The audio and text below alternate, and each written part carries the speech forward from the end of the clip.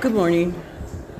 I was reading today Leviticus 25 because it talks about the year of jubilee, and I just wanted to tell you guys that the Israelites would, in the Old Testament, plant six crops, but on the seventh year they would claim it a year of jubilee, and they would just eat from the fields, overgrowth, if you could understand that. The fields would be plowed under, but then there would be food left over that people would use, and it was, I think, open to anyone that wanted to use it. And anyway, I don't know what's wrong with my Marco Polo. Looks kind of weird, but anyway, so I got from that it's what it is a debt forgiveness. So on the seventh year, they would recoup what was lost and just eat from the land.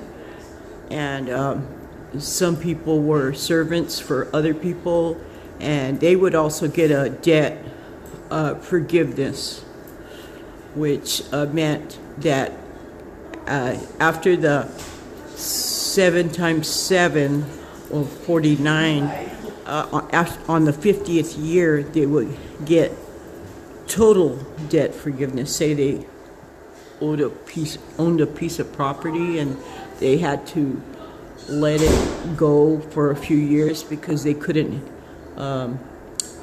use it, or they couldn't afford to plant or whatever.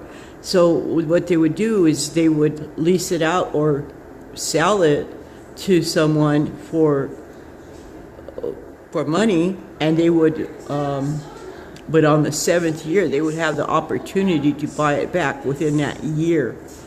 And that what I'm seeing in the New Testament, the Old Testament, is God is a God of forgiveness, and that He wants us to be a people of forgiveness. And so on the 50th year, it would be called the year of Jubilee, and all debts, all slave debts, all property debts were canceled. Can you believe that? That would be great, huh? Because I would already be in my second year Jubilee 50th year. But anyway, I just so this year I actually have already called the barbecue that we're having on January 28th, called 2017 the year of Jubilee barbecue. And so I'm going to do a devotion on forgiveness, because God is a God of forgiveness, and He wants us to be a people of forgiveness.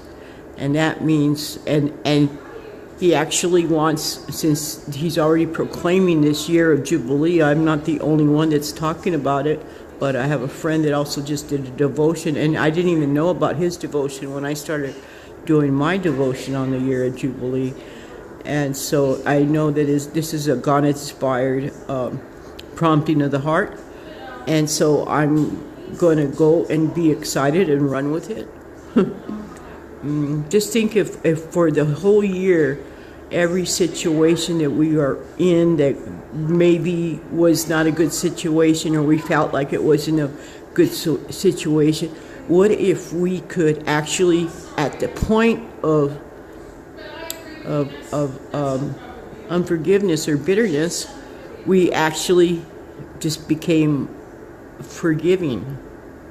I know this is something really hard to grasp, because this is something that I just got from my devotion time today.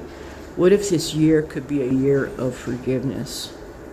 What if we could actually, every time something started happening that was something that was going to run into a bitter spot or whatever, that it could be, the root could be pulled out, and the unforgiveness be taken out of our hearts, and be plowed over and gleaned and irrigated into forgiveness. And that is just the beginning of this year. So for this year, we're in a year of jubilee.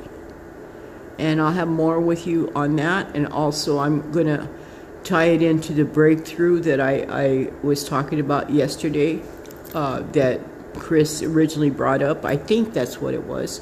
And hopefully she'll answer me back, and we'll proclaim something. And anyway, I got a little overly excited, and I started using all those pictures yesterday. Tell me what you think about that.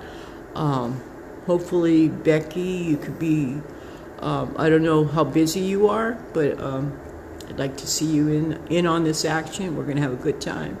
God bless you guys. I love you.